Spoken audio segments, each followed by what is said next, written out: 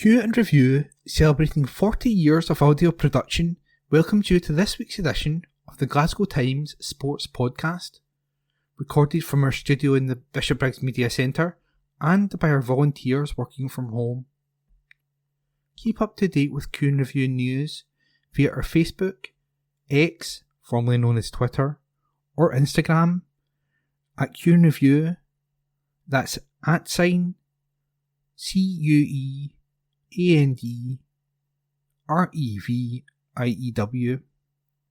or get in touch with us directly by emailing information@qandreview.com.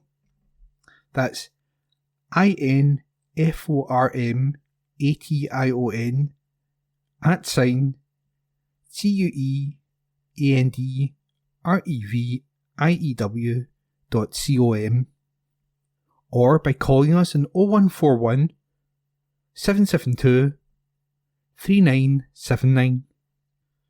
Please like and share our podcast and give us constructive feedback. Evening Times Sport, March 12. Aberdeen tipped to target foreign manager. Report by Matthew Lindsay. Aberdeen have been tipped to appoint a foreign manager for only the second time in their history, after bringing in renowned German specialist Bernhard Peters to carry out a review of their football setup. The Singe Premiership club released a statement yesterday revealing the BPTC consultancy group, which is headed by Peters, had completed its audit and produced a report which will assist in the recruitment of a new first-team manager and the addition of a new technical director to support the director of football. Ebbe Skovdal, the Danish coach who was in charge at Pittodrie between 1999 and 2002, is the only man from outside of Great Britain and Ireland to manage the North East outfit in their 121-year existence.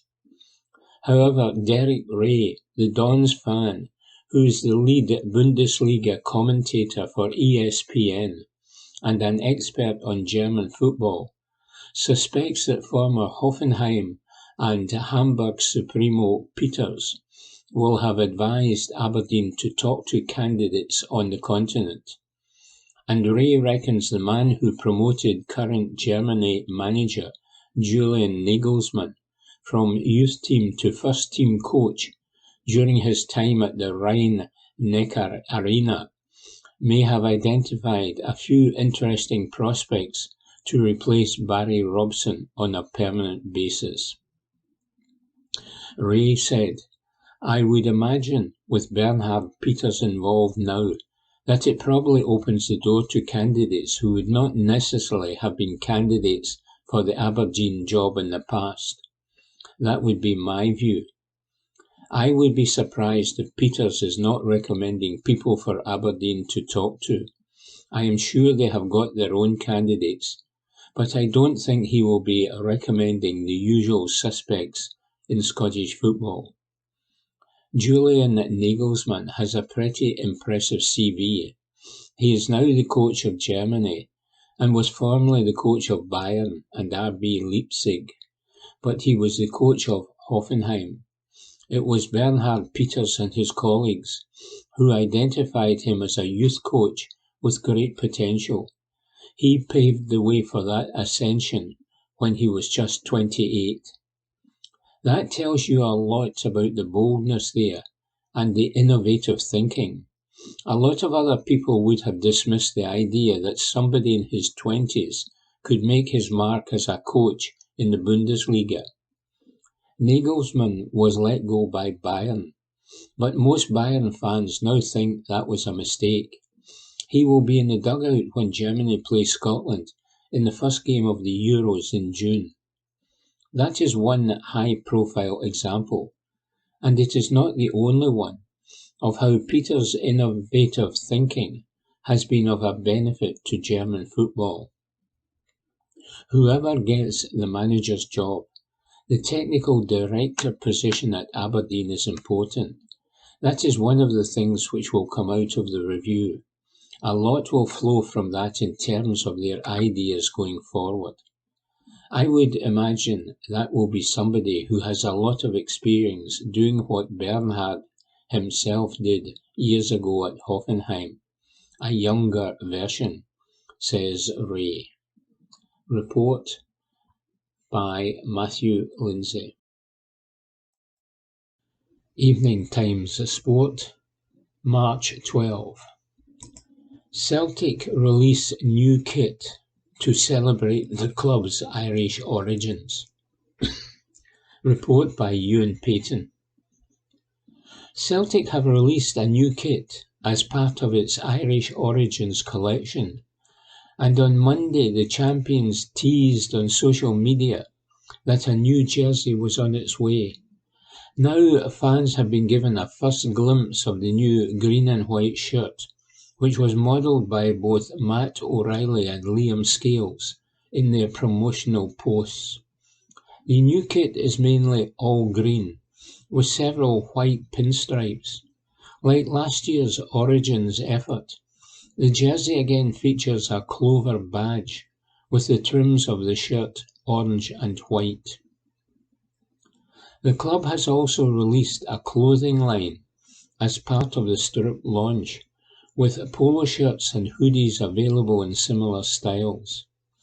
A statement on the Celtic website reads, "As a club famous for its proud Irish origins, Celtic FC are delighted to reveal our new 23-24 Adidas Irish Origins collection.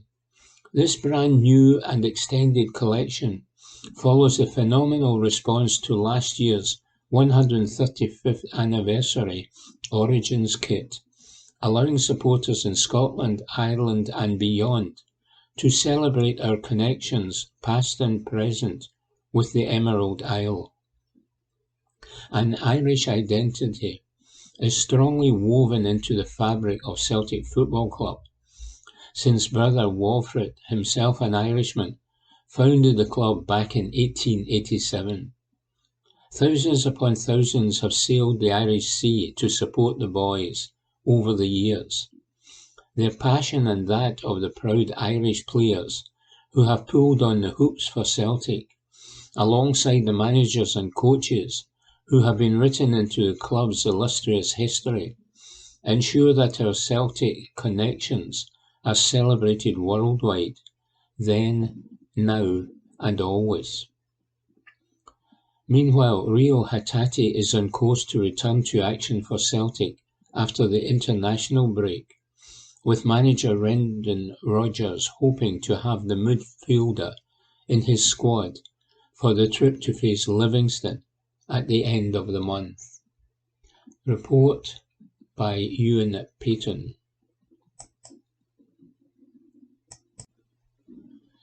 Evening Times Sport, March 12.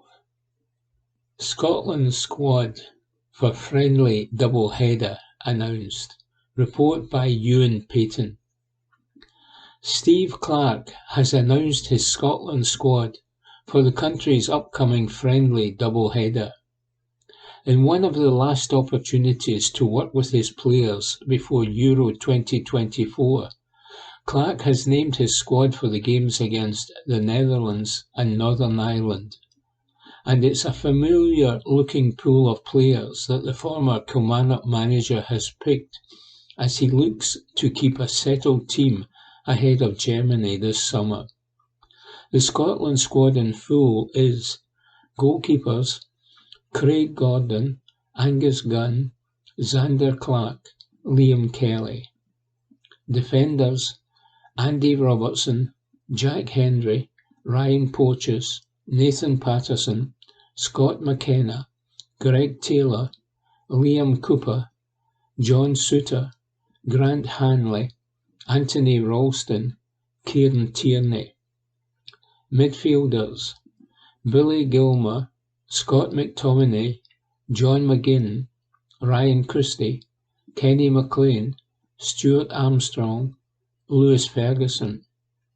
Forwards Lyndon Dykes, Che Adams, Lawrence Shankland. Report by Ewan Payton. Evening Times Sport, March 12. Hibs confirm away fan allocations reduced after Rangers clash. Report by David Irvin.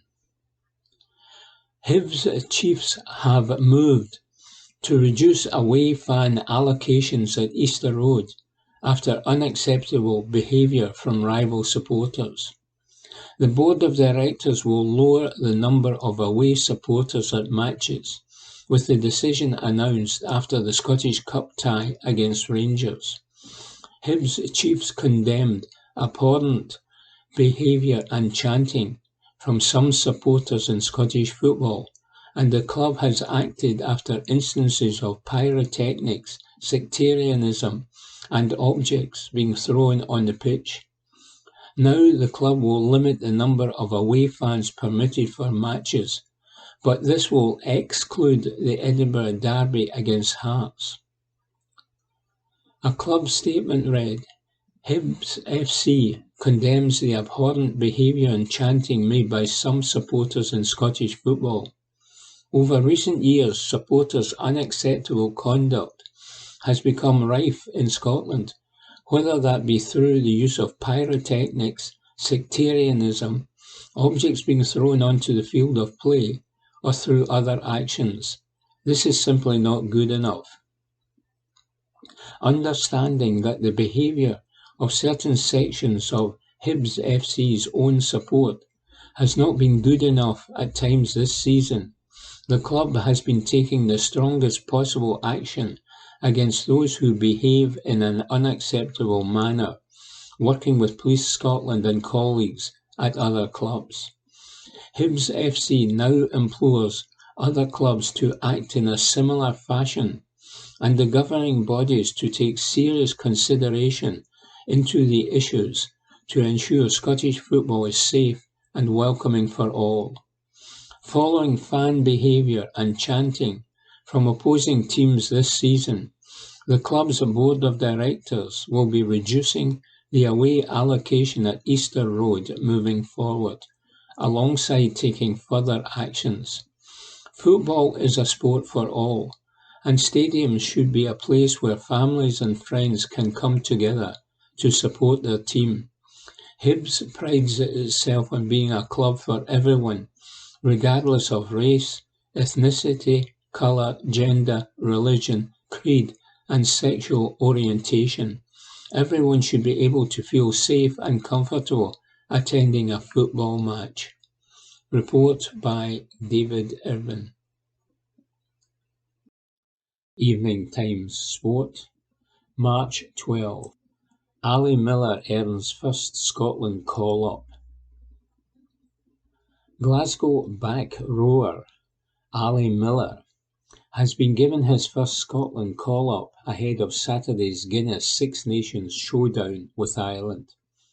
The 27-year-old, who initially struggled to establish himself with the Warriors after arriving at Scotstoun from Edinburgh in 2021, has been rewarded by Gregor Townsend for his excellent form under Franco Smith this term. Miller joins up with the squad as fellow back rower Hamish Watson drops out, along with prop Jamie Batty and second rower Glenn Young. None of the forward trio were involved on Saturday, as the Scots crashed to a damaging 31-29 defeat away to Italy. An update released by Scottish Rugby on Monday afternoon also revealed that 21-year-old Glasgow second rowers Alex Samuel and Max Williamson are training with the squad.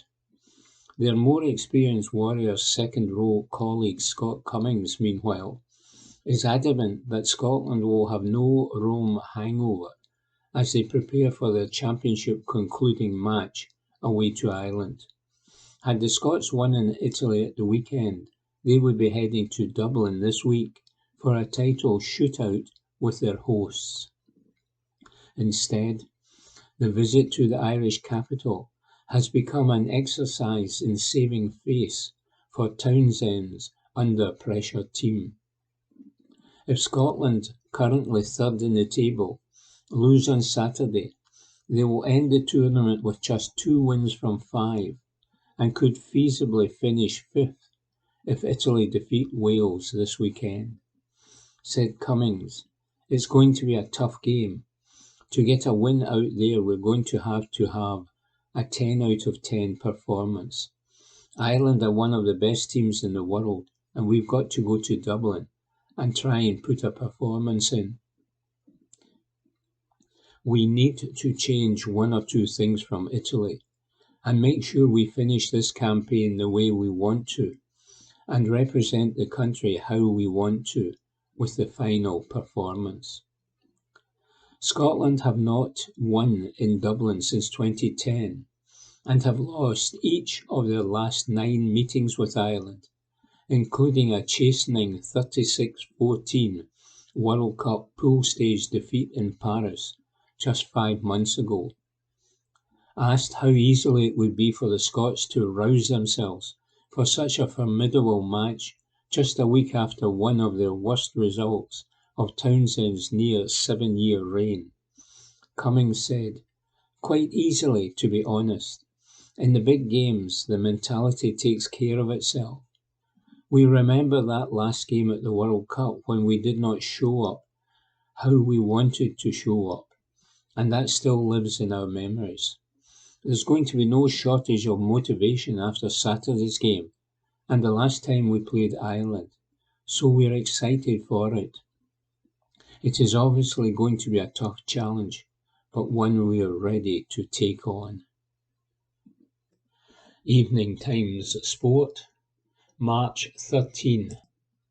Lewis Ferguson given Scotland reality check. Report by Matthew Lindsay. Steve Clarke is unsurprised Lewis Ferguson is being tipped to join one of the biggest clubs in Italy this summer, having been hugely impressed with the Scotland midfielder's form for Bologna in recent weeks. However, Clarke has stressed the 10 times capped 24-year-old is not guaranteed to start in the national team's forthcoming matches against the Netherlands and Northern Ireland, due to the strong options he has in the centre of the park.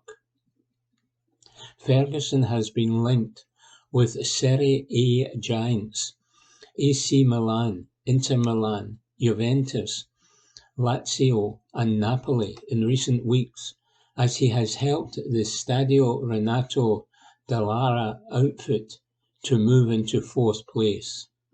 The former Hamilton and Aberdeen player was involved in the Euro 2024 qualifiers against Georgia and Norway back in November, and is sure to feature in this month's friendly internationals. But Clarke is, even though Ryan Jack and Callum McGregor are out injured, able to field Ryan Christie, Billy Gilmour, John McGinn, Kenny McLean and Scott McTominay in Ferguson's area of the pitch. And he said, "Lewis has just carried on in the same vein. He's playing really well and really consistently, game in, game out, and it looks like he's attracting a bit of attention. I watched his last game against Inter. They lost the game, but Lewis was good, as he always is. His performances are very consistent. He plays as a pressing number 10 and does it quite well, but I've used John McGinn in that position before, and Scott McTominay is actually playing in a very similar position for Manchester United at the minute, so I've got loads of pressing number 10s. Billy Gilmour is playing week in, week out at Brighton, and Ryan Christie has found another level of performance at Bournemouth now that they have tweaked his position a little bit. Then you've got the usuals, McGinn and McTominay, so it's a strong area of the pitch for us. Lewis understands the situation, and he understands that we're very strong in the midfield area. He knows he's got to be patient to get his chance, but I'm pretty sure when he gets his chance, he'll be ready for it. Meanwhile, Clark has stressed that he will only promote Scotland under-21 players to the senior setup if he loses more squad members to injury in the final round of matches before the international break. And he continued, "This weekend coming up is the worst.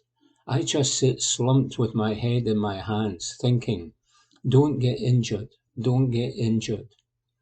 As you look at this squad, it's quite short. We only have 21 outfield players and a lot of them are defenders. I could have boosted it with one or two of the younger ones. But I want to re-emphasise the fact that while I have my eye on the younger group, I think the under-21 should stick together and try and qualify out of their section for the under-21 Euro 2025 finals. Rather than calling some of them up to train with us, it's better that they go with Scott Gemmell and play. Obviously, if I go into this weekend and lose another couple of players, then I may need to dip down to Scott's squad and take one or two of the younger ones, but hopefully I won't have to. I'm not sure there is that much value in taking them to Euro 2024 if you're taking them just to be there and experience it. It might be better just to keep them a little bit hungry and let them think there's the carrot for the World Cup 2026. That's what the current 21 squad should be looking at, the next tournament. Can they try and be involved in that? Report by Matthew Lindsay. Evening Times Sport, March 13. Martin Hannon asks, where have all of Scotland Rugby's hard men gone? If it wasn't for a duff decision by a TMO against France and a piece of unforgivable indiscipline by Pierre Schumann in Rome, Scotland would be going to Dublin this weekend with a real chance of winning the Guinness Six Nations Championship and the Grand Slam. Nobody saw that as a possibility at the start of the tournament, and lo, it did not come to pass, as the arithmetic says we cannot win the title. No use blaming individuals. The team failed to win 2 matches they should have won, and if you play as a squad, then you win or lose as a squad. A cliché, yes, but also a truism. At least we can see that this Scotland squad very much plays as a squad, and the teamwork in this tournament has been outstanding. Yet the losses indicate something I have felt about Scotland's performances in recent years. We are just not hard enough when it matters.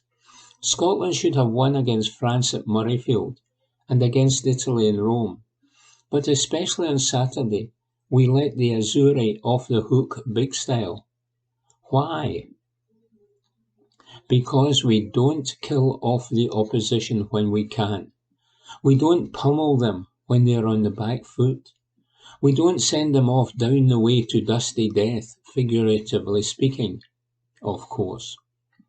To win, to hammer the point of your superiority and demoralise the opposition, you need to be hard. And by hard, I don't mean dirty. In these days of all-seeing eyes, dirty play is usually always punished. And I can think of a few Scottish internationals of yesteryear who would have seen a plethora of red cards for their misdemeanours in the contemporary game. I am talking about physical toughness and mental commitment, which means total engagement up front, defending in Stonewall fashion, and then taking responsibility for the attack from whatever position you occupy and carrying it through. Above all, it means being able to absorb the punishment and give it back to the opposition and then some. My definition of hard. I never saw David Bedell Siverite, obviously, because he died during World War I, but he was reputedly the hardest Scottish player ever, and I would have loved to have seen the brilliant flanker W.I.D. Elliott in his pomp in the 1950s. But I did watch the likes of Jim Telfer, Ian Mighty Mouse McLaughlin, Sandy Carmichael, Ian the Bear Millen, Jim Aiken, Colin Deans, John Jeffrey, and my personal favourite hardman, Finlay Calder, dish it out and take it. There were plenty others in the 1970s through to the 1990s, with Gordon Brown, Norrie Rowan, Bill Dickinson and David Leslie, all players who were hard on the field and quite the opposite in person. All were tough characters. Nobody attacked them with impunity. Nobody thought for a minute that they would lay down to any opponent. I look at the contemporary Scottish squad, and while there are plenty tough individuals, I don't see any player who would genuinely call a hard man, certainly not the order of Mighty Mouse or the Bear. Battlers we have, yes, and thank goodness for it, but we need players with what coaches in the past called a bit of devil. I understand that expression, and played against plenty who had it. Hardness was often misunderstood as nasty and brutal, and modern rugby does not tolerate such people.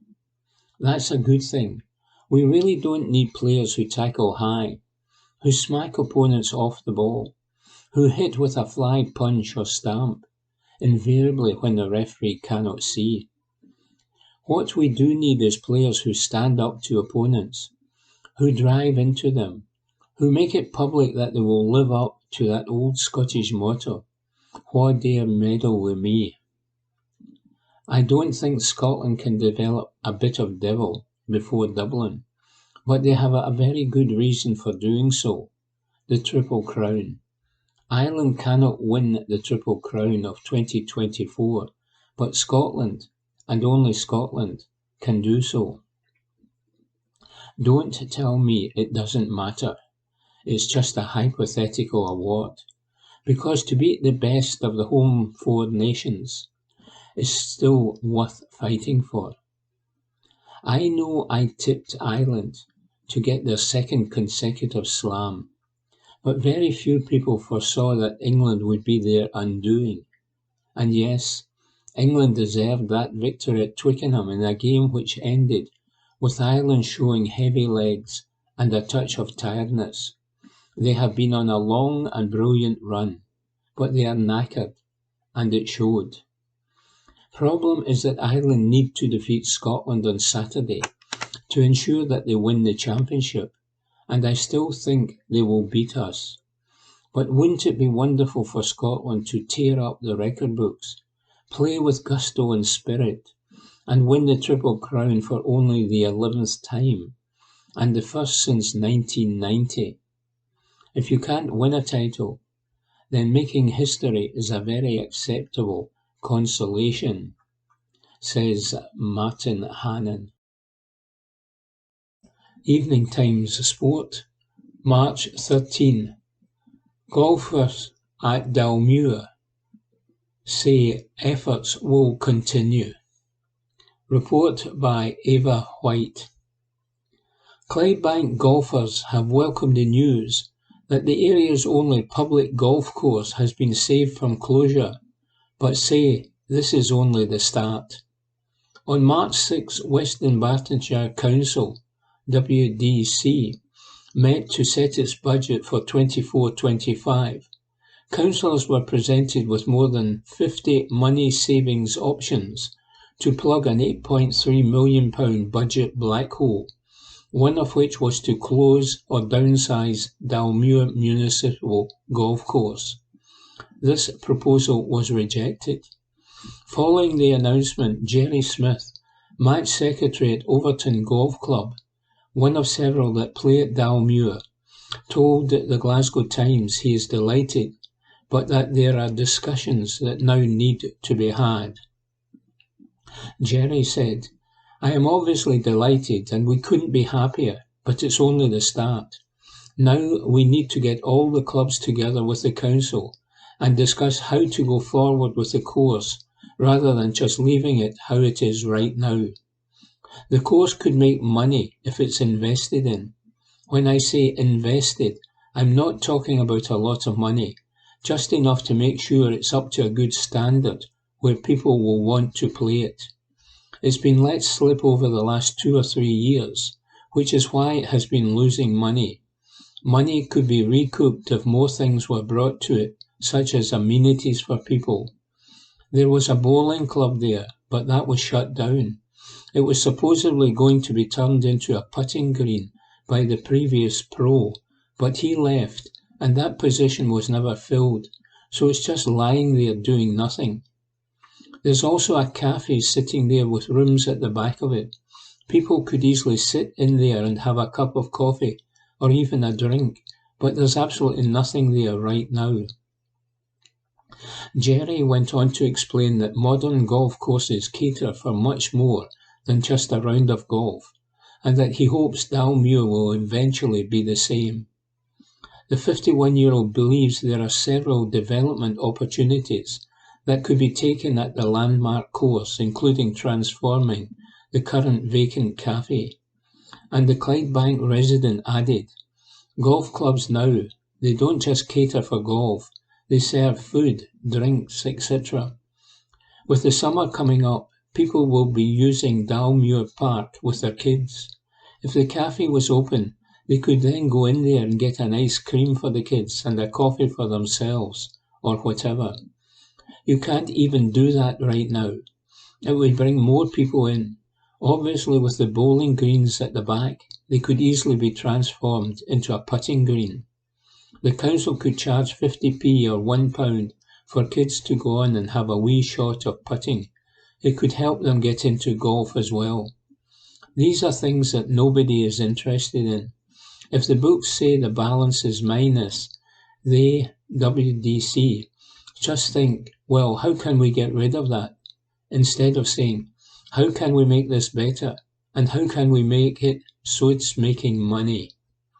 Report by Ava White. Evening Times Sport, March 13. Steve Tandy on Scotland's hard-hitting review of Italy loss. Steve Tandy revealed Scotland have held a hard-hitting review into Saturday's damaging Guinness Six Nations defeat by Italy, as they bid to summon a response away to title-chasing Ireland this weekend. The Scots' championship hopes went up in smoke in Rome as they squandered a 22-10 lead to lose 31-29 against an Azzurri side who, for all their perceived improvement, had not previously won a match in the tournament since 2022.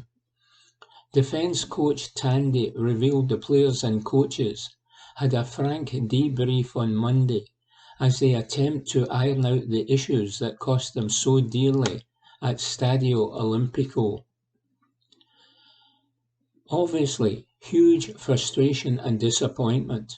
A lot of looking at ourselves and what we did, said Tandy, as he gave an insight into the mood in the Scottish camp. Italy are a good team, but when you look back at it, there are definitely things we could and should have done better. So there's been a lot of looking inwards.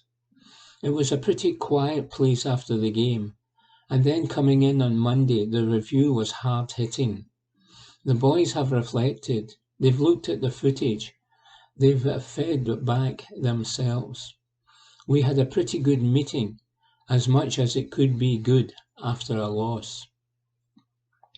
Tandy felt Scotland were uncharacteristically soft defensively in Italy, but he refused the suggestion they lack the mental strength to deal with periods of adversity. And he pointed out, we have shown moments of regathering ourselves, such as in Wales where we got the momentum back at the back end of the game to get the win.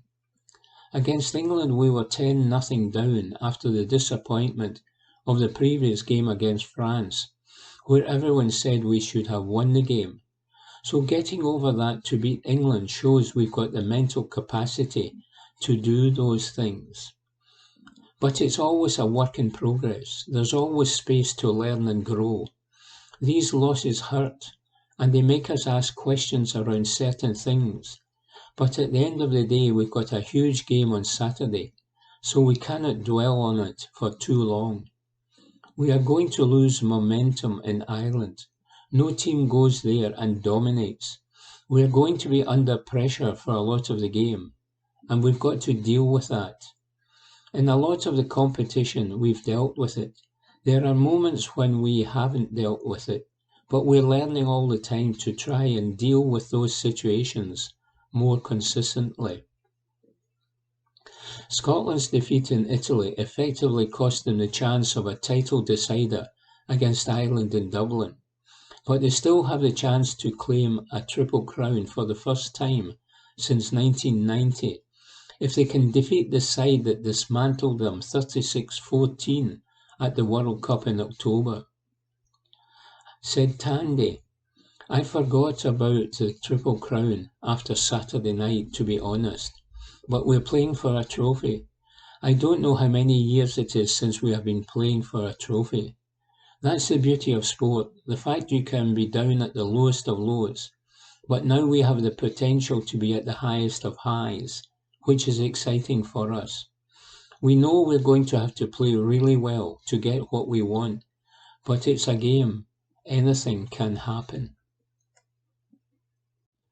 Evening Times Sport, March 14. Celtic's hopes hang on fitness of Carter Vickers. Report by Graham McGarry. It is sometimes easy to forget that Celtic splashed out the best part of £8 million on just two central defenders last summer. Neither Gustav Lagerbielke nor Make nor Rocky have managed to make an impression on Brendan Rodgers' starting 11 on anything approaching a regular basis.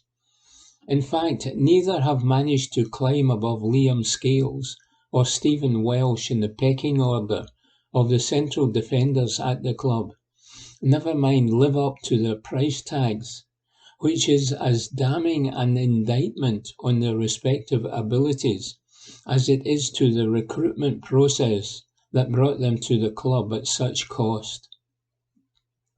Perhaps one or both will come good at the club in due time, but that is a commodity that is in short supply for Celtic. They need tried and trusted performance in the here and now as they enter the critical final stretch of the season, with the thin thread by which their hopes of success hang laid bare in the absence of Cameron Carter-Vickers against Livingston at the weekend. The partnership of Scales and Welsh that were on display was full of honest endeavour, but the chasm in the quality they possess to Carter-Vickers is stark.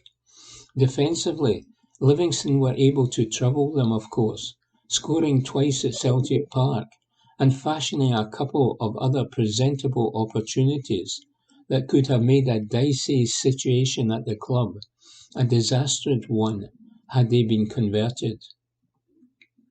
More than that, though, the absence of Carter-Vickers has a huge knock-on effect in the entire setup of the team, something that Rodgers himself has alluded to. Carter-Vickers is often the catalyst for Celtic's attacks with his forward passing.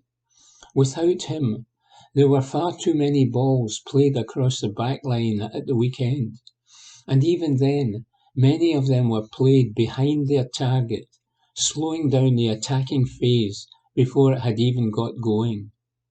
The fact they were also missing captain Callum McGregor was an added issue in getting the ball through the pitch, but the fact that the defensive line was having to sit deeper to compensate for the absence of the pace of Carter-Vickers has also caused a problem going the other way, opening up spaces in the field that otherwise would not have been available for Livingston to play in. So, without the American international, Celtic are not only susceptible to attacks from the opposition, but are diminished too when they are in possession. They become disjointed, less sure of themselves, and a lesser team. That is to Carter Vickers' great credit, that he has become so indispensable.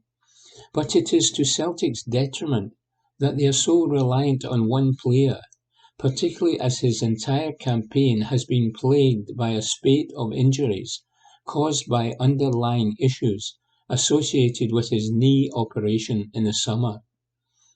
In short, it is little wonder that in a season when Carter Vickers has been available for selection on such an inconsistent basis, that Celtic have been so inconsistent. It was with some palpable relief that Rodgers was able to relay some positive news to supporters yesterday regarding the fitness of his star defender, with the Celtic manager confirming that his precautionary absence from the side for the Scottish Cup win looks to have eased his hamstring issue. Rodgers said, "We will have a look at Cameron Carter-Vickers for Saturday's game against St Johnstone. He should be fine. It was a precaution. I spoke to Cam at length this morning.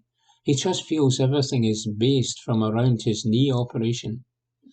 Also, when you have picked up a few injuries from that, you get that sensation and think it's linked to another injury.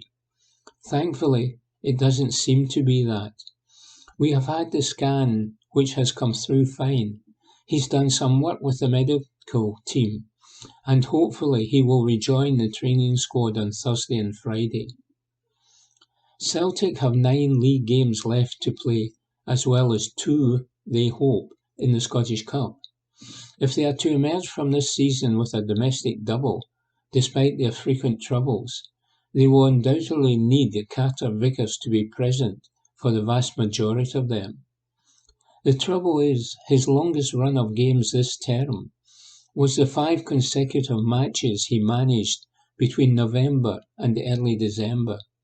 He has missed 12 of Celtic's 29 league games and has yet to play in the Scottish Cup. His chances of suddenly finding the physical robustness required to lead his team to glory seem slim, but their chances of glory seem to hinge upon it, says Graham McGarry. Evening Times Sport, March 14. Ferguson confident Clement will be given strong Rangers transfer kitty. Report by Robbie Hanratty. Former Rangers captain Barry Ferguson is confident Philippe Clement will be given a hefty cheque to spend in the summer, regardless of their European success. Rangers face Benfica tonight, knowing a victory would see them go one step closer to a £40 million windfall. Clement has transformed the Ibrox mood since replacing Michael Beale last autumn, and has already guided the club to Viaplay Cup success, with the Scottish Cup, Premiership and Europa League still to play for. Ferguson has liked what he's seen from the Belgian boss this far, and reckons the January acquisitions of Oscar Cortes, Fabio Silva and Mohamed Diamond has shown he can be trusted to build his own side. He told the Go Radio football show, "It would be a massive bonus if they do win it, because as you just mentioned, there's a £40 million prize. I am sure the vast majority of that will go towards the manager. I still believe if that's not the case, and they don't win the tournament, then he will still get backed, because I do think there's a lot of trust in him. You see the 3 signings he's made in January. Oscar Cortes, albeit he suffered that injury down at Rugby Park, he looked good, no doubt about it. Fabio Silva, you are starting to see him produce the goods. and Mohamed Diamond, who I think is just only going to get better and better. He's one of these players. That's the model that Rangers are trying with bringing in players. I think it's around the £4 million mark to make it permanent in the summer. He's one of those guys down the line, whether it's a year or two, that they can go and treble their money. Report by Robbie Hanratty. Evening Times Sport, March 14. Historic item from Rangers vs Benfica game to go under the hammer. Report by Ben Waddle. An historic item from a famous Rangers vs Benfica game is set to go under the hammer in Glasgow.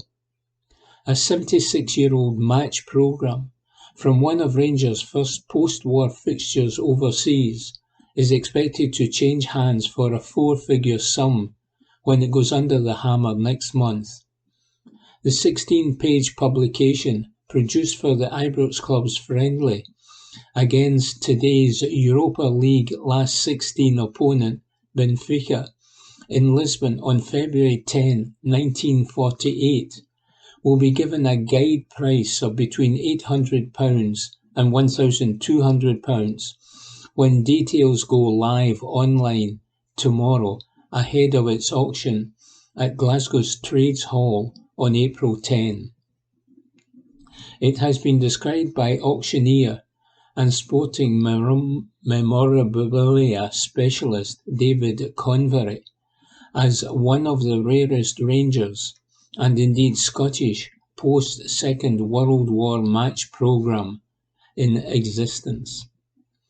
Even allowing for the fact the spine has been taped, Scottish football memorabilia enthusiasts forecast that the programme, printed in an era of paper rationing across the world, will appeal to many Rangers collectors and fetch significantly more than the reserve price. It fell into the hands of fledgling Edinburgh collector Neil Brown when gifted to him by his Sunday school teacher as part of a random batch of programmes in the early 1960s. The now 70-year-old Hearts supporter has no idea how such a rare item made its way back to Scotland following a match some 2.5 years after the end of the war, in which few of a Rangers persuasion beyond team and officials were in attendance. Said Brown, "When I was 11 years old, my Sunday school teacher found out I'd started collecting programmes and brought in a bag of about 15 old programmes for me. I had no awareness at that point that it would be of any value in the future, because in those days I was just collecting as a hobby. It was only probably in the 1980s, when people started to take a real interest in the value of such things, that I started to realise the significance of this particular programme and how rare it might be. I have collected all kinds of sport and music memorabilia over the years, such as comics, magazines, vinyl, and football programmes, and it has all got a bit out of control. It has been fantastic to own such a rare item for so long, but I've been trying to downsize for some time, so now, unfortunately, is the time for it to go and let someone else enjoy it." Brown contacted the auctioneers in January, and by sheer coincidence, his prize programme, with a cover price of €1 escudo, will be going under the hammer just weeks after Benfica and Rangers were reunited in the Europa League. The two sides are tied at 2-2 ahead of tonight's second leg at Ibrox. Their encounter at Lisbon's Estadio Nacional 76 years ago was the first ever meeting between the clubs, and it represented Rangers' second post-war match overseas. Their first was against the Combined Services in Hanover in October 1945. Bill Struth's Rangers side defeated the Portuguese 3-0 in front of an estimated crowd of 60,000, with Jimmy Duncanson scoring twice and Willie Thornton also on target. As a romantic aside, former Rangers player and manager Willie Waddle met his wife Hilda when she was working as an air hostess on the flight to Lisbon for the match. Report by Ben Waddle. Evening Times Sport, March 14. James Fowler appointed to new Rangers Academy position. Report by Ewan Payton. James Fowler has been appointed as the new head of Academy Scouting and Recruitment at Rangers. The Kilmarnock legend is back in football 18 months after leaving his role at the Rugby Park club. It emerged in January this year that the 43-year-old was the front-runner for the position. It is understood that he's carried out some coaching work with the club's academy since leaving Killie, the team he spent the vast majority of his career with. Now, while Rangers have yet to officially announce the appointment, Fowler has updated his LinkedIn profile with his new job title. The head of the club's academy, Zurab Amurian, had been tasked with overseeing an overhaul of the youth system at Auchenhowie. It seems he's got his man in terms of recruitment. Fowler has a plethora of experience in football since retiring as a player. He managed Queen of the South before spells as assistant to Jack Ross at St Mirren and Sunderland. Fowler then returned to Kilmarnock, where he won the League Cup in 2012. As their head of football operations in 2019, he oversaw the firing of Angelo Alessio while hiring and firing both Alex Dyer and Tommy Wright. With 2 caretaker spells in charge of his boyhood club, Fowler is then credited with bringing Derek McInnes to Rugby Park in January 2022. After a short spell working with the 52-year-old, as Killie lifted the championship title, he left the Ayrshire side, with Russ Richardson replacing him. Evening Times Sport, March 15. Clement explains Rangers' corner trouble against Benfica. Report by David Irvin. Philippe Clement has explained that a wrong decision led to Benfica's goal against Rangers. The Ibrox boss admitted a mistake from Mohamed Diamond allowed Rafa Silva to race clear and score the winner in the Europa League. Rangers conceded the decisive goal just seconds after their own corner as Angel Di Maria nodded through to Rafa to slam into the bottom corner.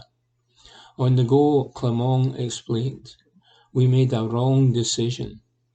If Diamond just goes with the attacker, nothing happens in that situation. But he is still a young player who plays for the first time at this level, and he played a really good game."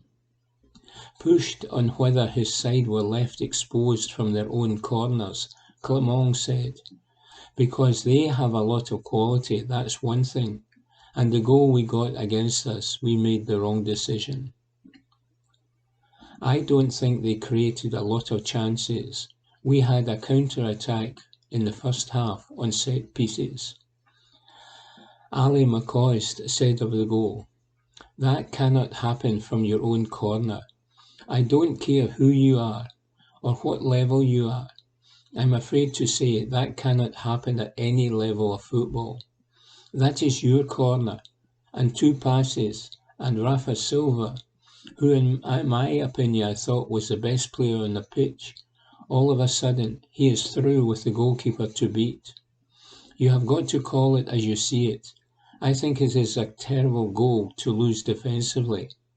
I think this Rangers team did themselves proud over the 2 legs, but in that particular situation, that little bit of analysis, they got 1 or 2 warnings in the first half.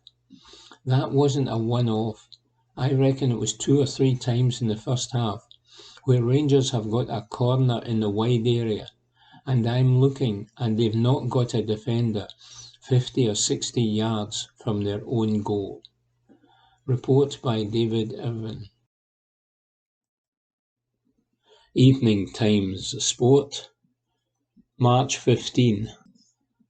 Talking points ahead of Ireland versus Scotland meeting in Dublin. Report by Martin Macmillan. Ireland are within touching distance of retaining the Guinness Six Nations title ahead of hosting Scotland. Andy Farrell's men were denied potential back-to-back Grand Slams by last weekend's 23-22 defeat to England, but remain in pole position to win the tournament. Here, the PA news agency picks out some of the main talking points ahead of tomorrow's match in Dublin. Ireland's title to lose. Ireland no victory or a draw will guarantee championship glory, while 2 losing bonus points would also be sufficient. Any other result would complicate matters and open the door for England to snatch the title. Steve Borthwick's side, who begin the weekend at 4 points off the pace, require a bonus points win away to France in the final fixture of Super Saturday, on the back of halting Ireland's 100% record. Scotland and Les Bleus are also mathematically still in the title mix. However, their respective hopes of finishing top of the table are highly improbable due to Ireland's vastly superior points difference. What might have been? The Aviva Stadium clash should arguably be a straight shootout for the title and could easily have been a Grand Slam showdown. Ireland were seconds away from remaining on track for a clean sweep before Marcus Smith's last-gasp drop goal settled a Twickenham thriller. Scotland, meanwhile, are likely to still feel aggrieved about their controversial Round 2 loss to France, which was sandwiched between wins over Wales and England. The Scots campaign subsequently unravelled in disastrous fashion with a shock 31-29 defeat to Italy. Clinching a first Triple Crown since the 1990 Five Nations appears to be the only realistic achievement available to Gregor Townsend's men amid a lingering sense of what might have been. Testing time for Townsend. A major setback at Stadio Olimpico cast fresh doubt on the future of Scotland head coach Townsend. His side have produced plenty of statement results, including 4 consecutive Calcutta Cup victories, but he has also overseen successive World Cup pool stage exits, while frustrating inconsistency means the Scots' wait for a maiden Six Nations title goes on. The 50-year-old, whose contract runs until 2026, refused to entertain questions about his position after a calamitous second-half collapse in the Italian capital.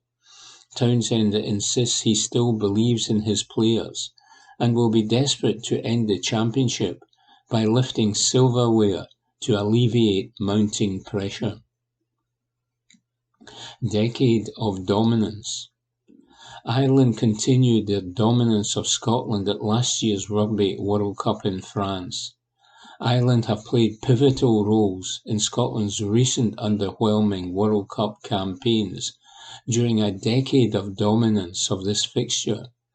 At the 2019 tournament in Japan, the Irish began with a 27-3 win over Townsend's men in Yokohama, before emphatically eliminating their rivals in France last year, thanks to a crushing 36-14 Paris success. Ireland have won 13 of 14 meetings between the nations since 2014, including 9 on the spin, following a 27-22 Murrayfield loss in 2017. They are strong favourites to extend that streak as Scotland bid to become only the second away side after France in 2021 to triumph in Dublin during the Farrell era. Concussion concerns. Ireland's unchanged starting 15 raised some eyebrows, given Calvin Nash was forced off following a thunderous collision with England's Tommy Freeman just 6 days ago. Concussion protocols remain a hot topic, but Farrell insists he trusts the medical experts as he moved to allay any concerns surrounding the Munster wing. The Englishman has also ditched his 6-2 split of forwards and backs on the bench in favour of a more conventional 5-3 selection.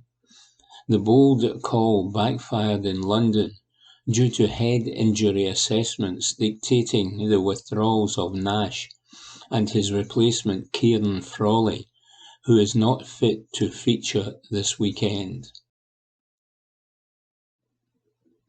Evening Times Sport, March 15. Celtic midfielder O'Reilly called up to Denmark squad. Report by David Irvin. Celtic midfielder Matt O'Reilly has been called up to the Denmark national team. The 23-year-old has been added after Christian Norgard pulled out through injury. Denmark face Switzerland and the Faroe Islands later this month, with O'Reilly originally set to miss the matches. However, he will now be involved for his country as he replaced injured Norgard in the pool. A Denmark national team update confirmed. Unfortunately, Christian Norgard has to cancel the matches in March with an injury. National coach Kasper Hulmand has selected Celtic's Matt O'Reilly instead. Welcome to the squad, Matt, and get well soon, Norgard. Report by David Irvin. Evening Times Sport, March 15. Old Firm on alert over UEFA coefficient predicament. Report by David Irvin.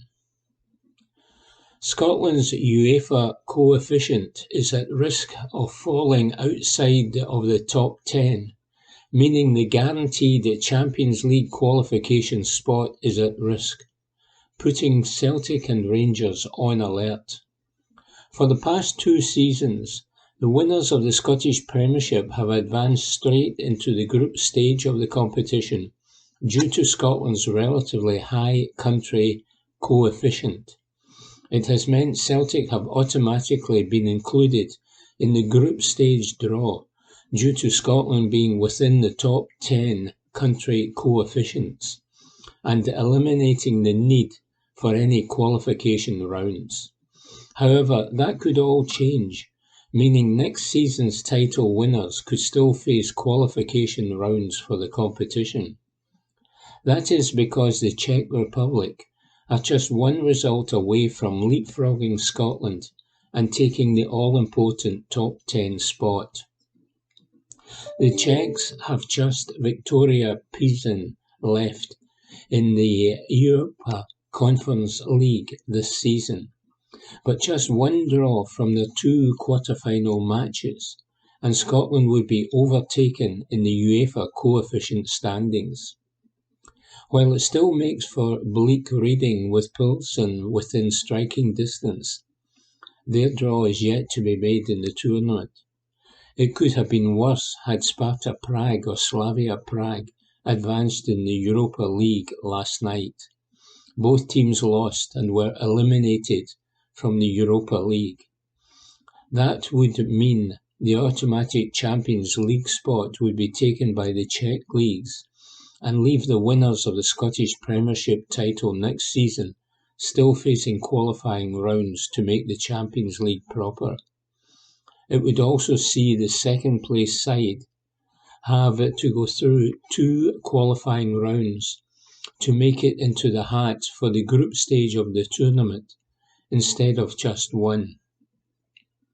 One caveat, however, could see Rangers still go straight into the Champions League group stage, even if Scotland dropped from the top 10 of the UEFA coefficient. That is due to an impressive club coefficient for the Ibrox club, currently ranked 25th in Europe. This means Rangers would likely still make automatic group stage qualification should they win the league title next season, thanks to their previous performance in European competition. Celtic or any other Scottish club would have to go through qualifying for the Champions League should they win the title, and the Czech Republic have taken the coveted top 10 UEFA country coefficient spot. Report by David Irvin. From the Glasgow Times, Saturday the 16th of March, from the sports section. Celtic 3, St Johnstone 1. Instant reaction to the burning issues. Report by Matthew Lindsay. Celtic leapfrog Rangers into top spot in the Premiership table at Parkhead this afternoon when they strolled to a comfortable 3-1 win over St Johnstone, thanks to goals from Kyogo Furuhashi, Nicholas Kuhn and James Forrest. If their Ibrox rivals defeat Dundee tomorrow afternoon at Dens Park, where they triumphed 5-0 in their last visit to Tayside back at the start of November, they will fall 2 points behind once again. However, the Govan club, who had a mentally and physically draining Europa League match against Benfica on Thursday evening, will certainly be feeling under a little more pressure to perform in the lunchtime fixture after this result. Furuhashi put the defending Scottish champions ahead 6 minutes before half-time. Couldn't double their lead earlier in the second half, and Forrest came off the bench and added a third. Connor Smith pulled one back for the visitors with 9 minutes remaining, after Joe Hart had saved a Stevie May header, but the final outcome was never in doubt. Here are 5 talking points from the encounter. Celtic class. Brendan Rodgers had been far from happy with how his charges had acquitted themselves in the Scottish Gas Scottish Cup quarter-final win over Livingston last Sunday, despite the 4-2 triumph they recorded. Whatever the Northern Irishman said to his charges during training at Lennoxtown this week, in the wake of the flat display, clearly had the desired impact.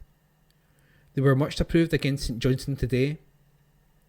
The McDermott Park club kept the scoreline level for nearly 40 minutes, but Cameron Carter-Vickers, Daizen Maeda and Tomoki Iwata all had shots cleared off the line, and Dimitar Mitov also palmed a powerful volley from Iwata wide before Furuhashi broke the deadlock. Celtic were up against struggling opponents whose ambition this term is simply to remain in the division. Still, they played with a far better tempo and much more creativity. Their manager will be looking for more of the same when the club football resumes after the international break. Furuhashi Fizz. The Japanese internationalist has not, despite plundering 15 goals for club and country in the 2023-24 campaign, been his usual effervescent and ruthless self up front in the last few months. Norwich City loanee Adam Ida was preferred to the PFA Scotland and Scottish Football Writers Association of the Player of the Year in the games against Motherwell, Hearts and Livingston.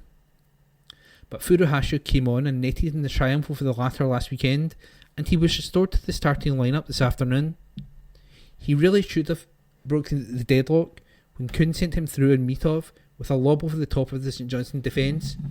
He took too many touches and squandered the chance. He had the ball in the back of the net moments later when he dove and chested a Paul Bernardo cross in from a few yards out, but assistant referee Callum Spence raised his flag immediately, and a VAR check subsequently proved him correct.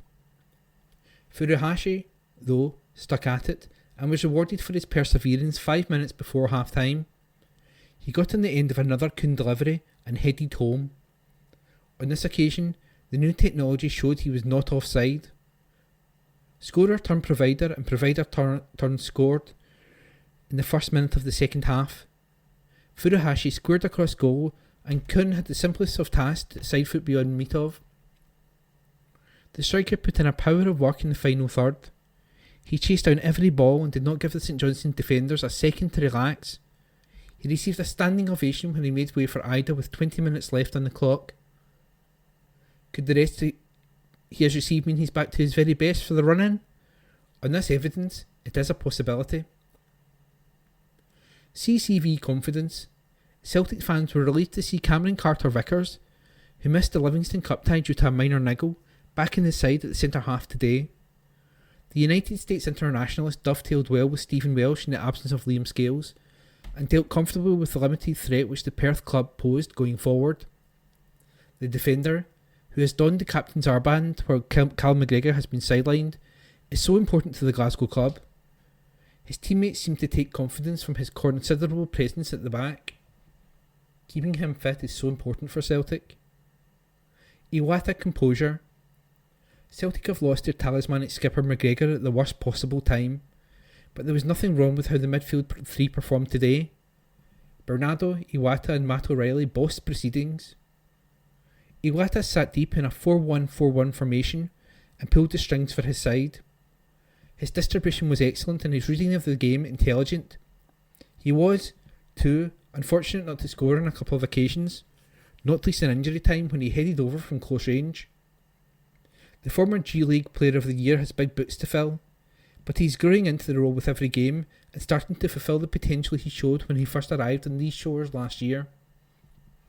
Saints alive!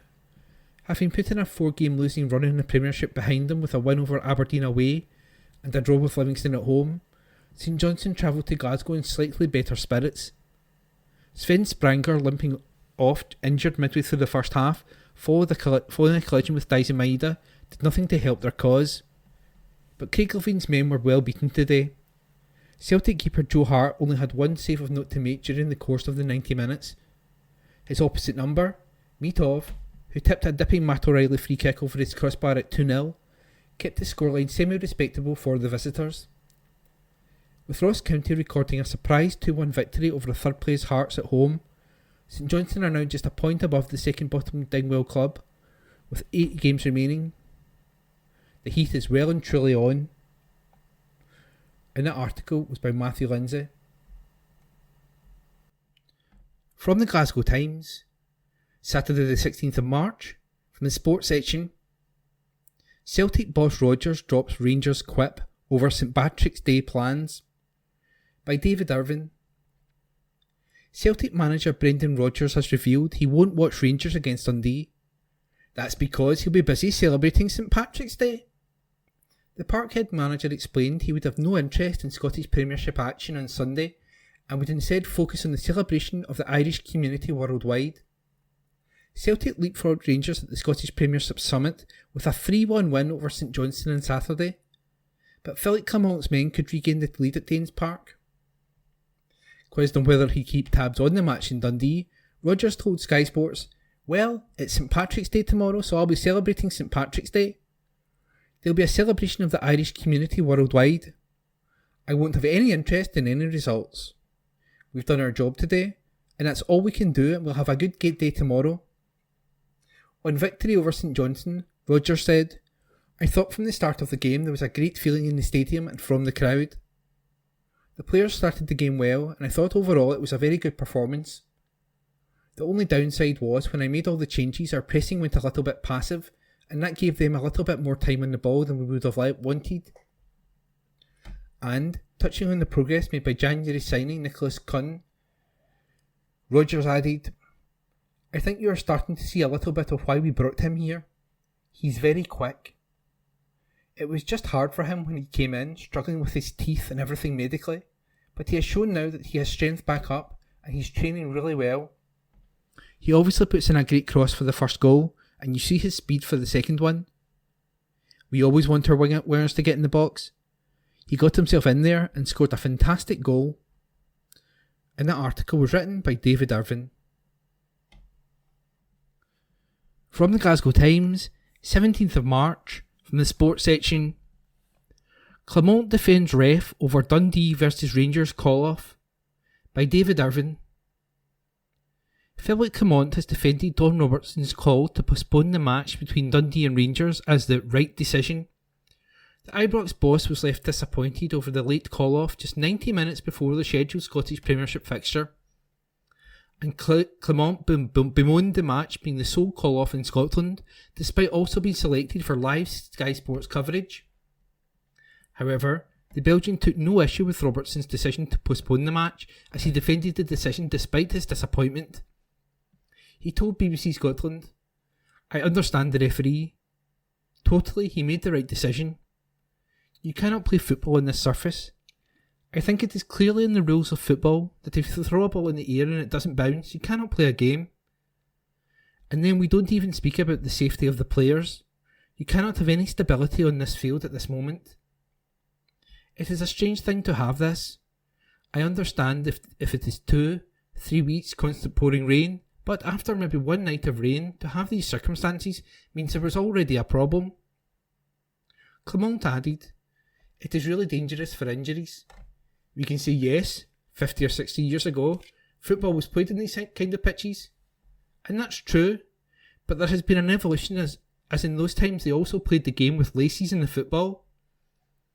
I think it's a very important thing for the future that a league thinks about how to raise the level of pitches and put standards on that, like they do other things.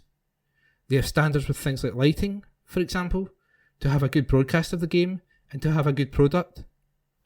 Sure, the lights are really important, but even more important is the quality of the pitches, I think." And that report was by David Irvin.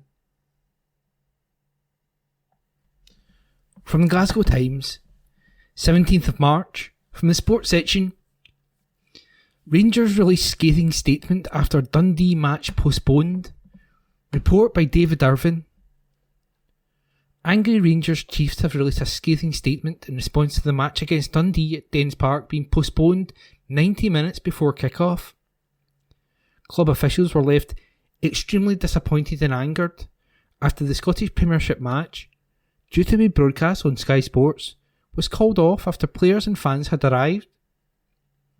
Don Robertson deemed the match unplayable due to a waterlogged pitch after a second pitch inspection at 10:15 a.m.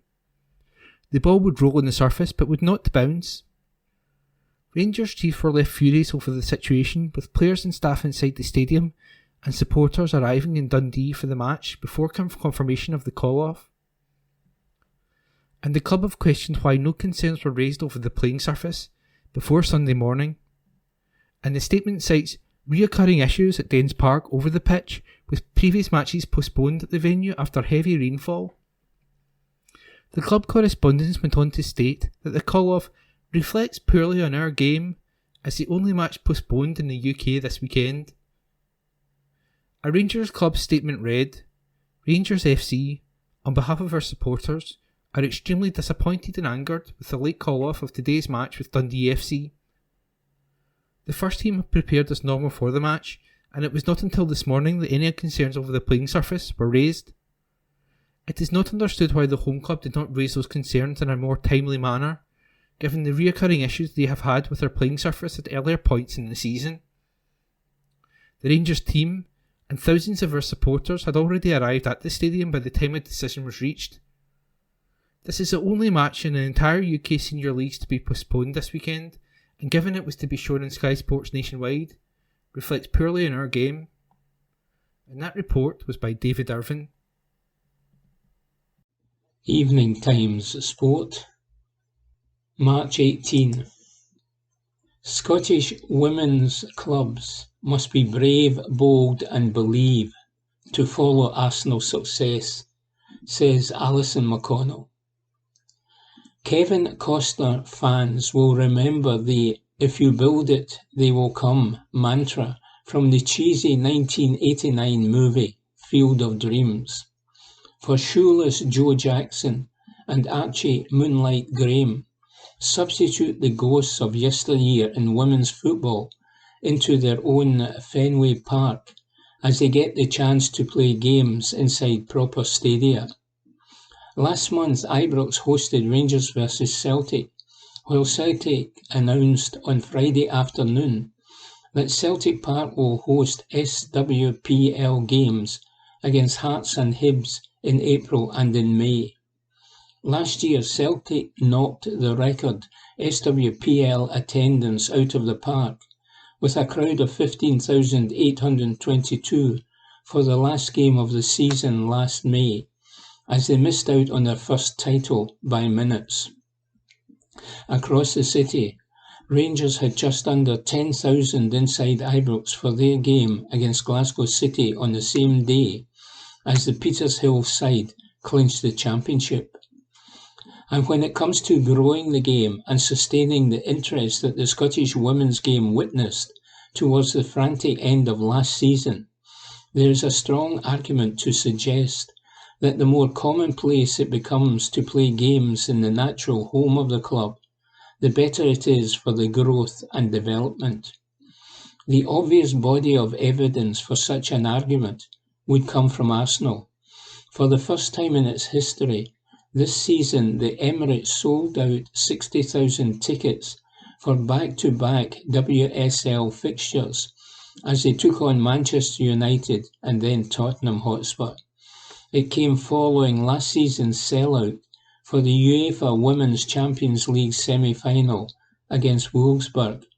A decade earlier, the same fixture had attracted a sparse crowd of 1,406.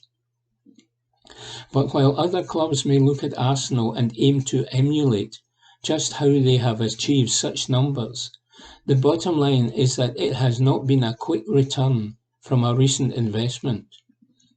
Back in the 1990s, when David Dein proposed that Arsenal set up a women's team, people questioned whether or not he was being serious.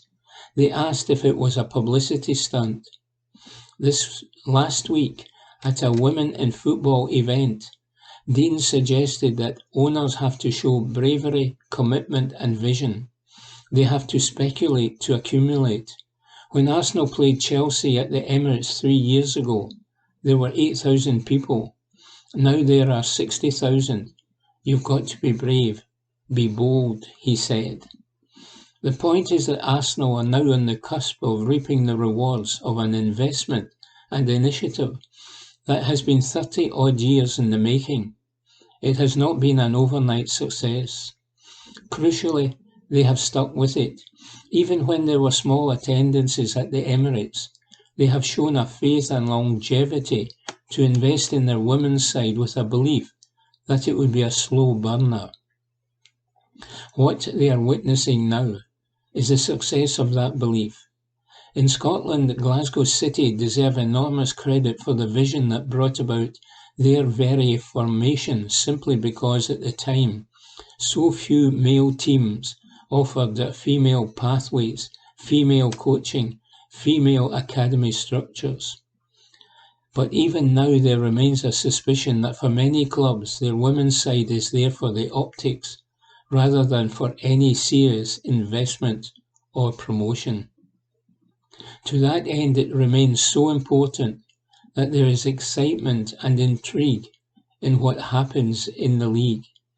Last season, as Fiona McIntyre was followed by Sky Sports cameras, as the title was in the balance until the closing minutes of the season, there was a captive intrigue in the women's game that had not been seen before.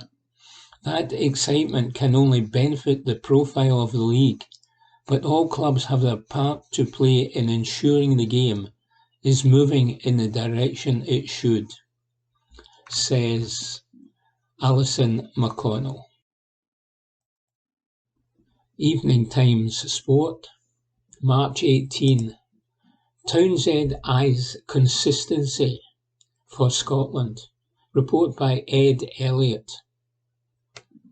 Gregor Townsend insisted Scotland have proved they are capable of being genuine Guinness Six Nations title contenders, as he reflected on what might have been following a frustrating bottom half finish.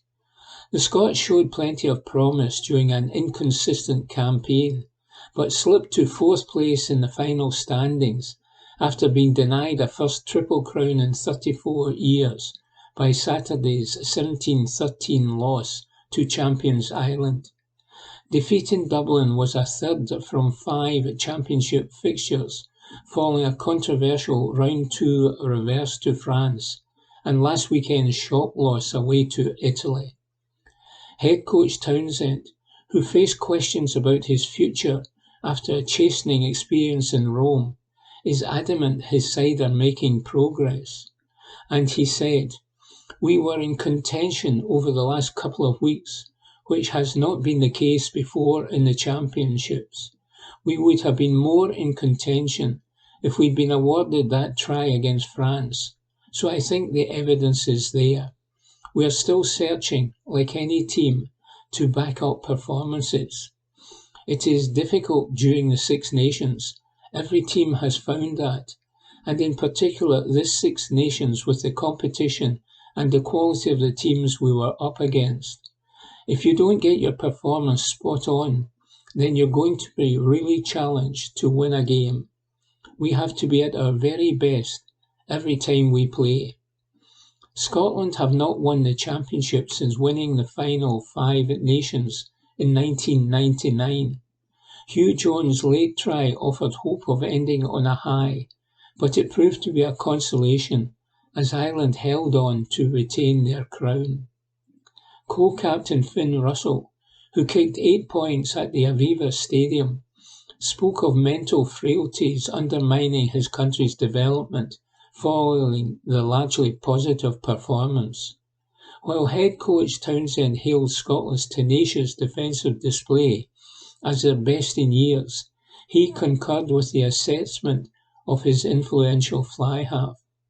"Yes, I agree with him. It happens in every sport," he said. "The mental side is the same as the strategy, the same as the skill side, the physical side. Teams will have moments that go against them. Every team in this championship will have had it. And it could be focus. It could be how quickly you react. We have had chances to win all our games. The 3 games we lost were all within a score. That's even more disappointing for us. We felt we should have won against France. We underperformed against Italy, but we performed well against Ireland, and we performed well in the 2 victories. 2 wins is not what we set out to do, or what we believe this team are capable of achieving." Report by Ed Elliott. That concludes this week's edition of the Glasgow Times Sports Podcast. Please remember to subscribe to our channels at Q and Review and to tell your friends about our service